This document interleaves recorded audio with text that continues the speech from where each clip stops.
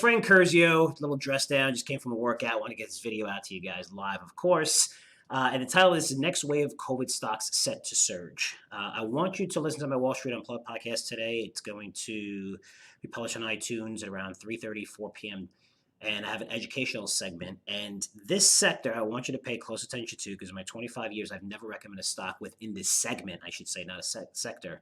And it's information I just found out by my doctor because of this, which I'm going to show you something that's not too pretty, but a problem that I have in my eye, which is something that he mentioned, which I think could lead to a new wave or a new boom from COVID, right? And that's what we want to look for. We saw vaccine stocks, we saw online furniture retailers like Overstock, we've seen the Shopify's, we've seen names, telehealth companies benefit where they're up 5x, 10x, even more.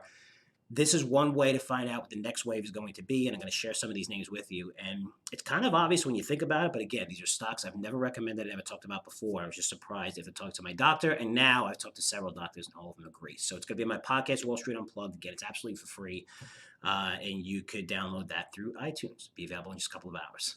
I'll report back to you guys soon. Take care.